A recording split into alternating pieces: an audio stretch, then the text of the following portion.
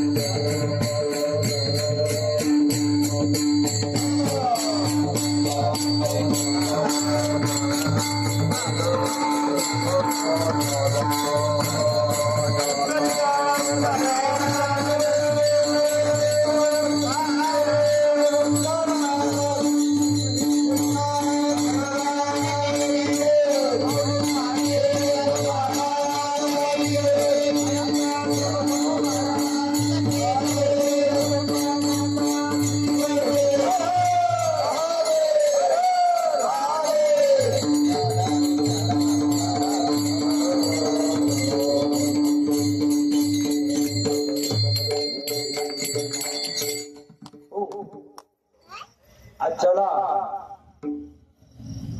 घोसपुरी श्री क्षेत्र घोसपुरी ते पंढरपूर पायदिंडी सोहळ्यातील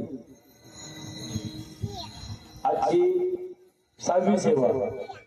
नाळे महाराजांच्या घरी प्रत्येक वेळेस माझंच कीर्तन असतं. 2 वर्ष खंड झाला होता, आज योगायोग आलेला आहे. त्यासाठी आजच्याला सेवेसाठी तुकाराम संत श्रेष्ठ तुकाराम महाराजांचा 5 चरणासाठी अभंग निवडले. नाम संकीर्तन साधन पै सोपे जळतील बाबे जन्मांतरीचे न लगती सायास जावे वनांतरा सुखी येतो घरा नारायण टाळेच वैसोनी करा एक चित्त आवडी आनंद आळवा राम कृष्ण हरी विठ्ठल केशवा मंत्र हा जपावा सर्व काळ या विना असता अनेक पै साधन वहात स्यान विठोबाजी तुका म्हणे सोपे आहे सर्व होणे शहात धनी घेतो येते पांडुरंगा करो प्रथम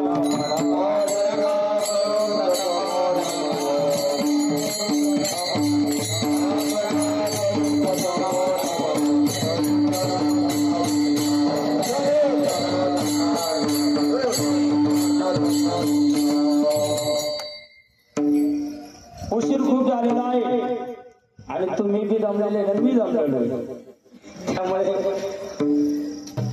शॉर्टकट आणायचं आहे. नामसंकीर्तन साधन पै सोपे जळतील बाबे जन्मांतरी नामामध्ये एवढं दाखवते महाराज. आणि जरी नाही नाम जमलं तर त्याच्या अजून आपल्याला साधन सांगितले. तपश्चर्या करा, हरिपाठ करा, पोथी वाचा, ज्ञानेश्वरी वाचा, गाथा वाचा, भजन करा, कीर्तन करा. नाही जमलं तर मग नामस्मरण घ्या. सोपं म्हणजे एखादा म्हणून मला पोथी वाचायची मला वाचताच येत नाही, मग मी काय करू. एखादा म्हणून मला वारीला येता येत नाही, आषाढी कार्तिकी साधू संत येते, आषाढीला जाता येत नाही, कार्तिकीला जाता येत नाही, घरी प्रपंचामध्ये काम असतं, हातपाय दुखते आणि त्याच्यामुळं अजून काहीतरी साधन सोपं झालं. मग म्हणले हरिपाठ, म्हणले नाही महाराज हरिपाठ आपलं जमत नाही, कीर्तन तर लांबच राहिलं, म्हणजे हरिपाठ जमत नाही, अजून काहीतरी साधन सोपं. म्हणून मग नामसंकीर्तन साधन पै सोपे जळ केलं पापी जन्मांतरी. तुकाराम महाराजांना माहित होतं की आपले संत भोळे बाबडे आहेत आणि त्यासाठी त्यांनी अजून मार्ग सोपा करून ठेवलेला आहे. नामसंकीर्तन साधन पै सोपे जळातील पापे जन्मांतरीचे न लगती सायस जाळवनांतर सुखी येतो घरा नारायण आणि ठाईचा वैसरी करायचं चित्तन आवडी आनंद आळवावा रामकृष्ण हरी विठ्ठल केशवा मंत्र हा जपावा सर्व काळ. मग हे केल्याने काय भेटणार, हे सर्व केल्याने काय भेटणार तुम्हाला एक दृष्टांत, थोडासा दृष्टांत देतो मग ते समजा. आणि आपला अभंग बी सुटेल आणि कीर्तन बी सुटेल. कारण काय विठ्ठला विठ्ठला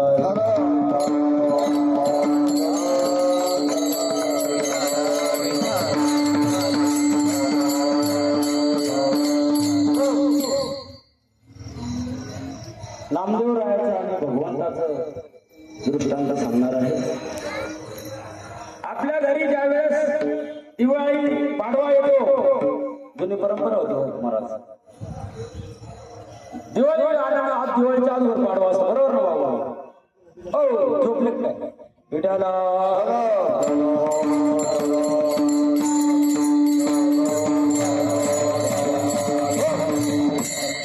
दिवाळीच्या आजवर पाडवा असतो. आणि जुने म्हातारे माणसं बघा पाडव्याला काय करायला नामदेवरायाला सांगितलं त्याच्या आईने, अरे नामदेवा उद्या सकाळी लवकर उठायचं आहे, पाडव्याचा सण आहे आणि तुला मी आंघोळ घालणार आहे. ते म्हणलो आई मी दररोजच आंघोळ करतो ना, आंघोळ प्रत्येक जण दररोजच करतो ना. नाही रे म्हणले पाडव्याची आंघोळ वेगळी आहे, म्हणले तुला लवकर उठायचं आहे. नामदेवराव म्हणले ठीक आहे मग आई मग माझ्या भगवंताला बी आंघोळ घालशील का? मी घालीन म्हणाला पण भगवंत येतील का? नामदेवराव म्हणले हो मी भगवंताला आणतो आणि मग तू उद्याच्या सकाळचं मी लवकर भगवंताला घेऊन येईन आणि मग त्याला आंघोळ घालायचं.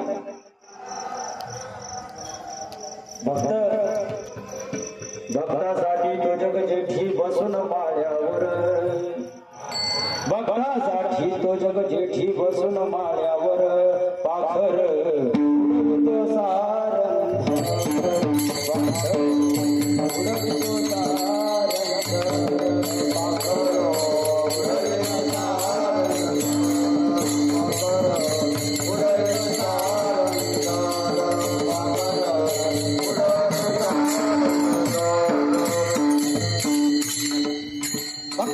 भक्तासाठी भगवान देतात फक्त भाव पाहिजे महाराज. भाव असला का देव आपल्याला दूर करीत नाही. नाचू तर देव उभा राहायचा आता विनय करी साहेब. ज्या ठिकाणी माझ्या हरीचे दास जातात तिथं भगवान देव उभा राहतात आणि त्यांना त्या मार्गाला जात असताना काही अडचण येतात ते भगवंत दूर करत असतो महाराज. नामामध्ये एवढी ताकद आहे, फक्त भाव पाहिजे महाराज. ऐसे कैसे झाले बंधू कर्म करून म्हणती साधू अंग लावल्या, राग डोळे झाकून करती पाप, गावली वैराग्याची कळा भोगी विषयांचा सोहळा. तसं नाही पाहिजे, भाव पाहिजे अंत करणार. म्हणे नाही भावाने देव मला भाव, देव अशाने पावायचा नाही रे, देव काय बाजारचा भाजीपाला. तसं नाही देव पावणार, भाव पाहिजे अंत करणार, भाव पाहिजे. आणि भाव असला का निश्चित देव भेटतो मला. आणि तो भाव यासाठी बी आपल्याला हे साधन सांगितलेलं आहे. नामदेवरायाचं साधन होतं पण मग त्यांचं भजन होतं, परंपरा होती. आणि नामदेवराय म्हणले नाही आई मी देवाला घेऊन येईल, तू टेन्शन घेऊ नको.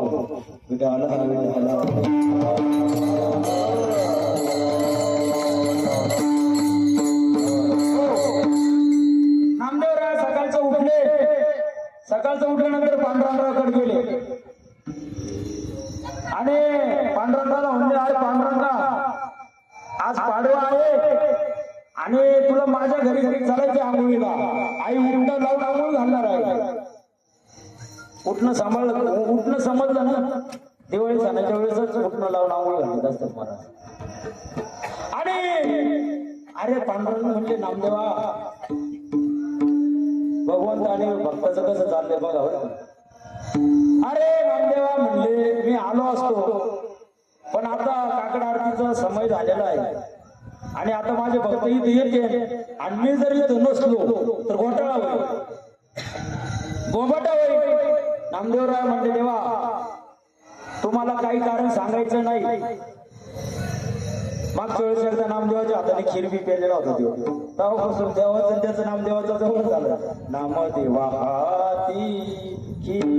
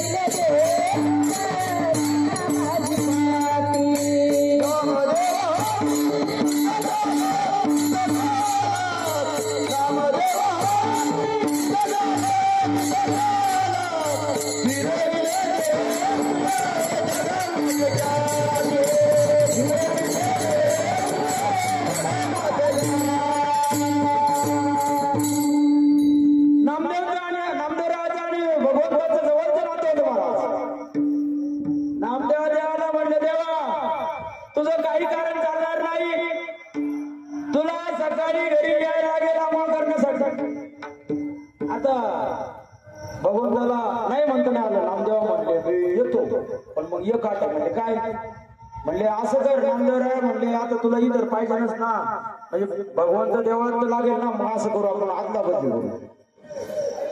भगवंत म्हणले चालेल. आता भगवंत ते काही करणार लगेच काय केलं नामदेवाला त्याचं पोशाखात केलं. भगवंताचं विठ्ठलाचं रूप चेंज केलं आणि म्हणले आता तू माझ्या जागेवर विटेवरी उभा, विटेवरी उभा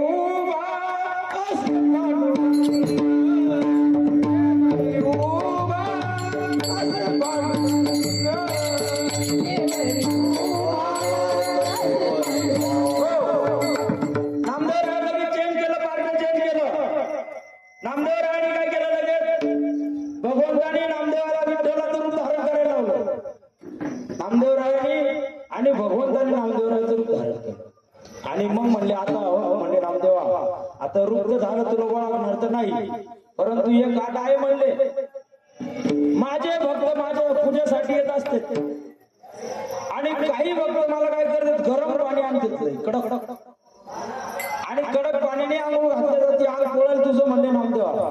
तेव्हा म्हणले काय नाही अडचण चालेल मला, तू दररोजच चटके सहन करतो, मी एक दिवस चटके सहन करेन, हे चाललं. अरे नामदेवा म्हणले ठीक आहे चटकेचं ठीक आहे, परंतु काही बरोबर मला गार पाणी आणते, थंड थंड पाणी असतं. आपण आता वारीला थंड पाण्याने आंघोळ करतो, गार पाणी तुला थंडी वाजेल. बघा भक्ताला देवाला भक्ताची काळजी.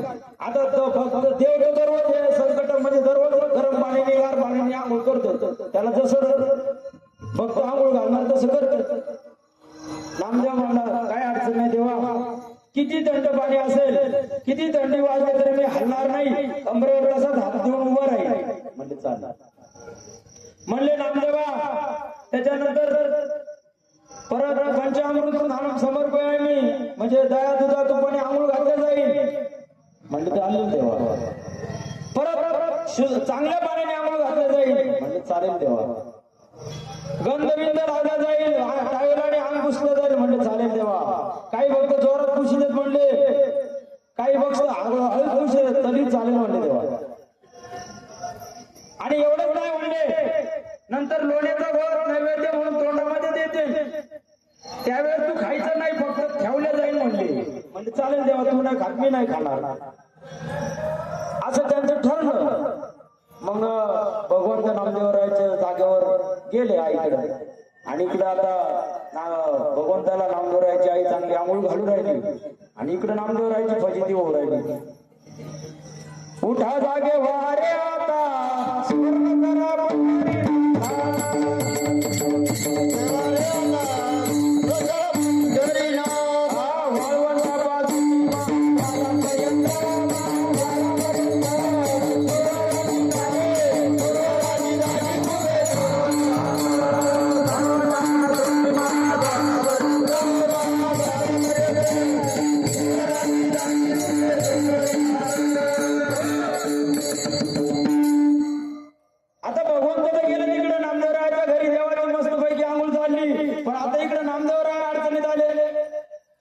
भगवंताने सांगितल्याप्रमाणे, कारण भगवंताला ते सगळे अनुभव होते.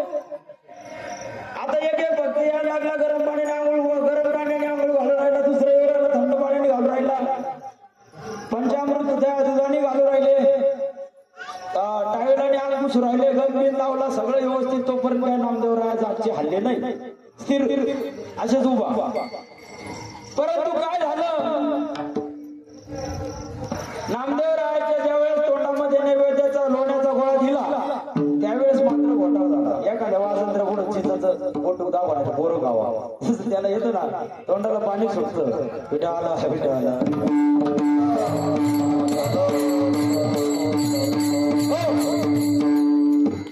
म्हणजे एखादी समजा आता कीर्तन चालू आहे, आणली जिलेबी इकडे जिलेबी वास आला, मग तिकडच लगेच लक्ष जाईल ना, किंवा दुसरं जे आवडतं पदार्थ असेल तिकडं लक्ष जाईल. तसं नामदेवरायाला ते लोणी आवडतं, लोण्याचा गोळा त्याच्या तोंडात, पण भगवंताने सांगितलं खायचं नाही, खाल्लं तो घोटाळा होईल. मग ते बरेच वेळ त्यांनी कंट्रोल केला लोण्याचा गोळा तोंडामध्ये, परंतु त्याच्या तोंडाला सुद्धा पाणी. तो म्हणला जाऊन जातं हे बापाला काय कळणार, आतून खावा आपण असं दिली, बाहेर सगळं नाही काय जाऊ, थोडस टाकून बघू. विठाला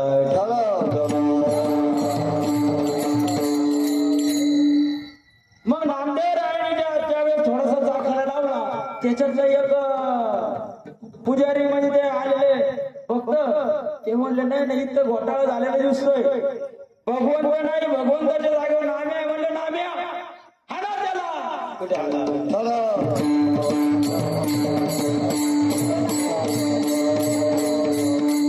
पण मग भगवंत भक्तासाठी भगवंताला लगेच त्याला अंतर नाही. भगवंताला कळालं आपला नामदेवराया हे म्हणजे संकटात आहे, कारण भक्ताला कोणत्या बी भक्ताला अडचण आली ना, भगवंताला विचार कोठे गुंतला द्वार के चराया, कोठे गुंतला द्वार के चराया.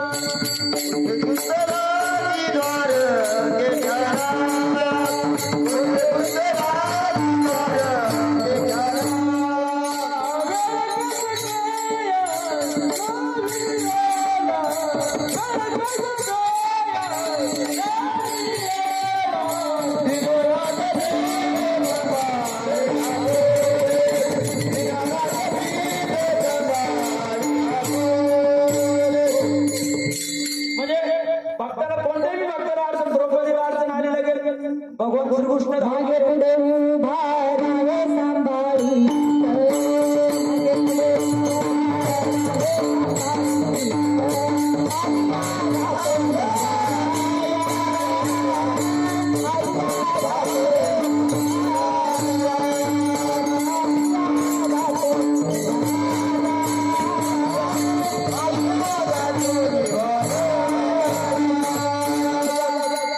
आणि भगवान किती स्पीडने येते भक्ताचं रक्षण करायला माहिती का? भगवान तर एवढ्या स्पीडने येते. कोणतं स्पीड उदाहरण सांगू तुम्हाला? बंदुकीमध्ये गोळी असते आणि ती बटन दाबल्यानंतर समोरच्या आतंकवादी लगेच कसा किती सेकंदाच्या म्हणजे काही सेकंदाच्या आत गोळी फाटतात की नाही, तेवढ्या स्पीडने भगवंत येतात महाराज. आणि मग ज्यावेळेस नामदेवराय म्हणला भगवंत वाच्य, मग लगेच भगवंत आले. मग त्यांनी लगेच सगळं निस्तरावं. विठाला विठाला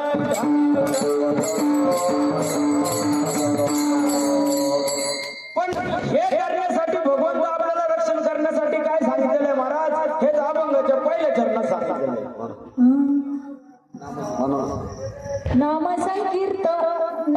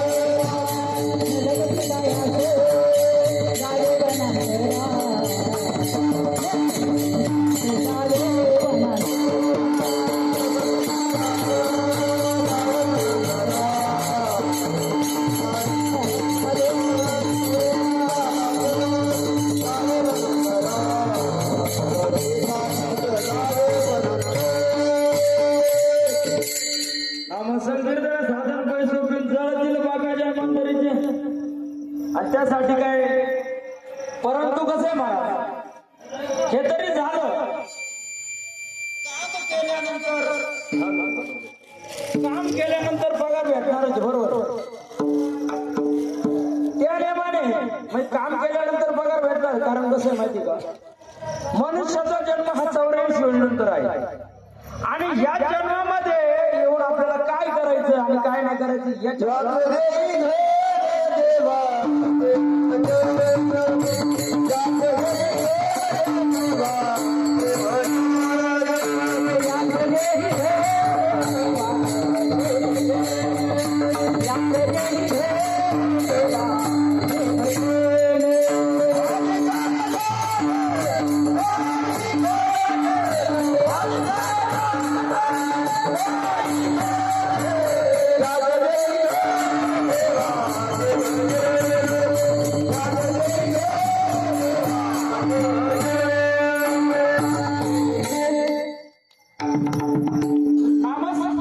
नामस्मरण केलं, काम केल्यानंतर पगार भेटणारच.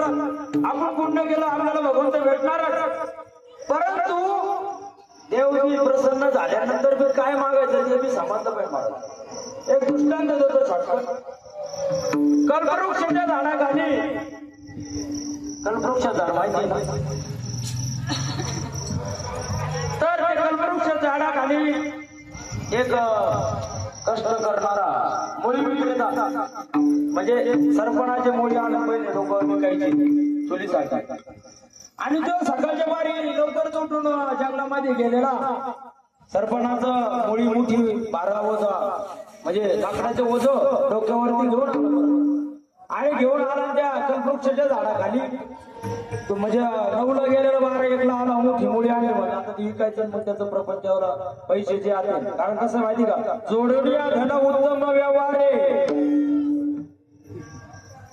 लक्ष्मी ही वरून टेबलावरून आली ती लक्ष्मी आणि टेबला खालून आली ती पैसा. कष्ट करून कमावण्याची त्याची नीतिमत्ता होती महाराज. तो सकाळी लवकर मुळी उठला, जंगलामध्ये गेला, मुळी घेऊन आला आणि 12-1 वाजले उन्हाचा तडाखा झाला, उन्हाळ्याचे दिवस. आणि त्या कल्पवृक्षाच्या झाडाखाली झोपला. मी बसला बाबा म्हणला काय झाड आहे, मस्त थंडगार सावली आहे. म्हणजे इथं जर थंड पाणी प्यायला भेटलं असतं तर लय भारी झालं असतं. आता ते कल्पवृक्षाचं झाड म्हणजे जे कल्पवृक्षाच्या झाडाखाली जो माणूस जाईल किंवा जो माणूस बसत त्याच्या मनात जे येईल ते जे बोलाल ते व्हायचं. आता त्या कल्पवृक्षाच्या झाडाखाली गेल्यानंतर त्यांनी इच्छा केली थंड पाण्याची. जमून आलं तर लगेच तिथं काय केलं, थंड पाण्याचा माठ लगेच प्रकट झाला. त्याच्यावर लगेच त्याला तांब्या तो मग 2 तांबे पाणी केलं. म्हणजे मस्त त्याचं थंड पाणी गेलं थकून आलेला, भारी वाटलं.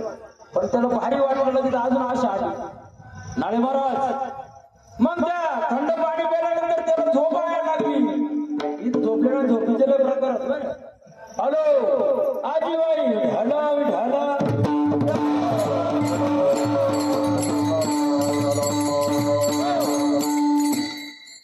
तेव्हा म्हणला थंड पाणी भेटलं पण जर जेवायला असतं चांगलं पंचम काढून जेवायला असतं तर लय भारी. लगेच त्याला पंचपक्वान्नाचं जेवायला आलं. म्हणलं जेवायला आल्यानंतर ते म्हणलं आता जेवण झालं, पाणी पिलो, आता इथं झोपायला चांगलं असं नसतं तर लयच भारी झालं असतं बाबा. काहीतरी गादी बिदी असती तर. लगेच गादी प्रकट झाली काय, लगेच बिछाना तयार. आणि बिछाना तयार झाले. हो लायला गंमतच उरायली. इथं भूत नाही ना बाबा, कारण पाणी माहितलं पाणी आलं, जेवायला माहितलं जेवायला आलं, बिछाना माहितलं बिछाना आलं. भूत नाही ना ते आपल्याला खाऊन तर नाही घेणार ना, घेतलं महाराज खाऊन घ्यायला.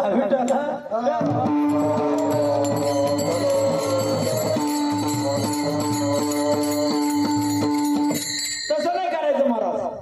हे आपल्याला नामसंकीर्तन साधन पण सोपं जळत मंदिराचे. त्यासाठी नलागती साहस जावेवडांतर सुख येतो जरा नारायण. आणि ठाईचं बैसून करायचं तर काय करायचं, फक्त भजन करायचं महाराज. विठो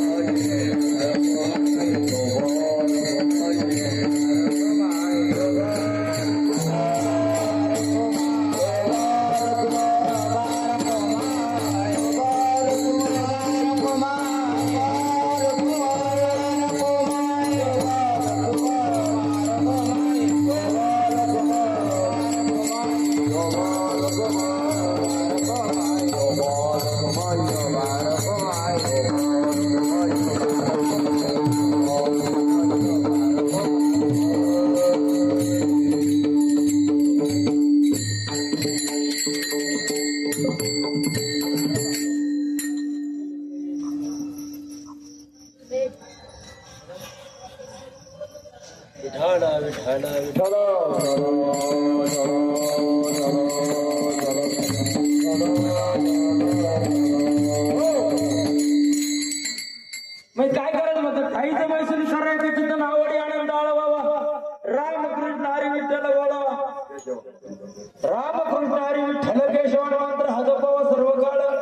यावी ना असता आणि पैसा जण वाहत असे आणि विठोबाची शपथ घेऊन सांगतो महाराज तुकाराम महाराज सांगतात.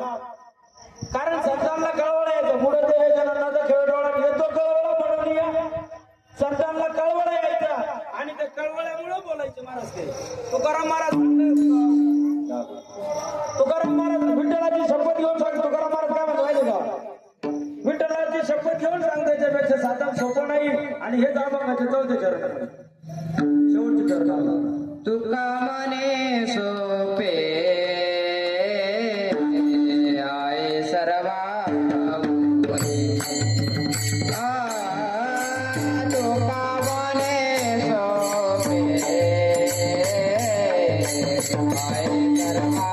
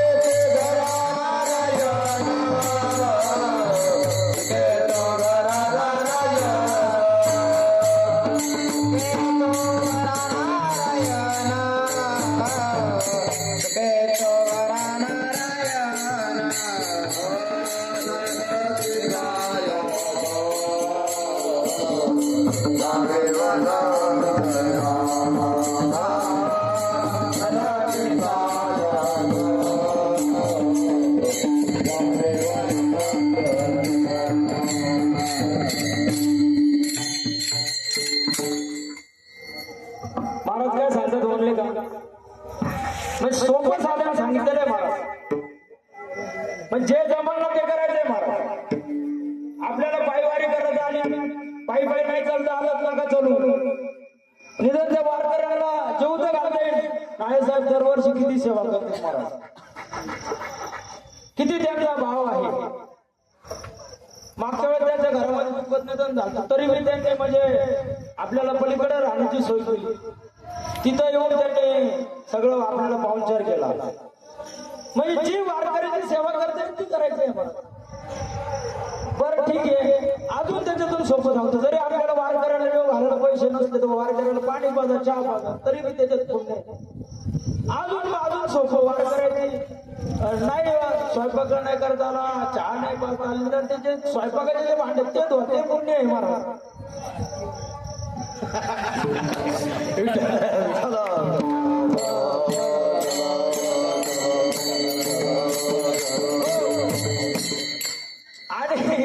आणि ते मत होतं जे वारकऱ्याची सेवा ते नाही करतात. कारण पायी देण्यामध्ये सर्वच वारकरी थकलेले असतात. सगळ्यात महत्वाचं ते आहे. अरे बारा टाळे वाजवा सर्वात महत्वाचं ते बाहेर उद्यापासून दिंडीतले भांडे घासा.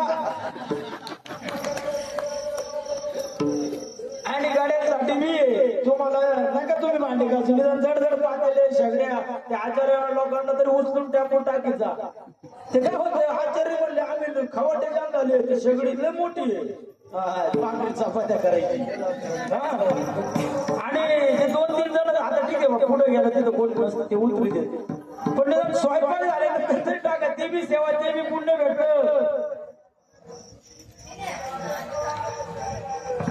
जी सेवा करते ती करायची आहे. आणि मग त्या कामामध्ये काम काही म्हणा रामा राम जाईल भव श्रम दुःख कळ येईल काळी हा विठाळ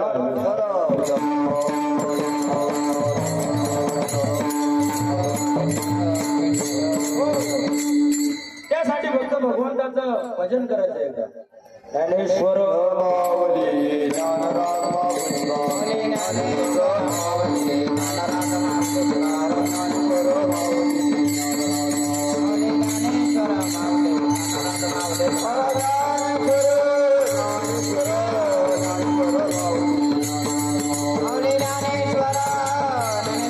ज्ञानेश्वर माऊली ज्ञानराज माऊली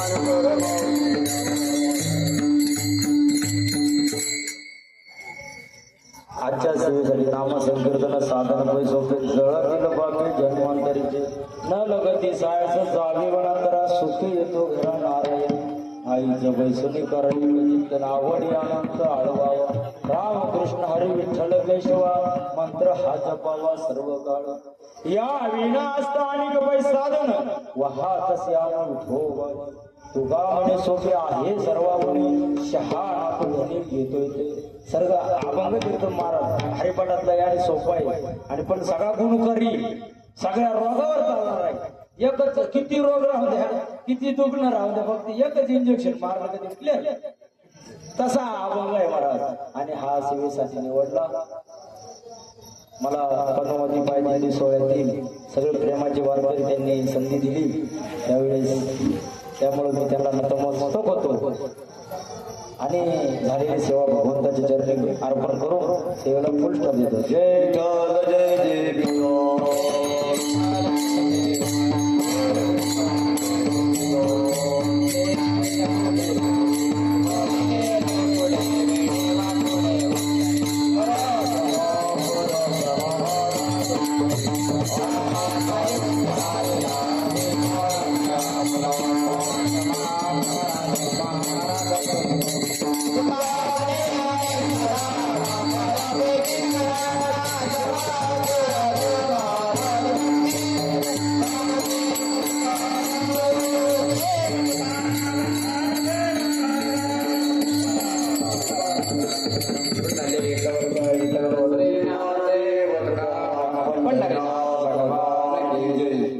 ज्ञानेश्वर महाराज की आनंदाश्रम स्वामी महाराज की जय जगदंबा माता की जय. हर हर हर हर महादेव 5 मिनिटं सगळ्यांनी बसायचे बरं का जागेवर. पोरांनो थांबा 2 मिनिटं तुम्ही पण.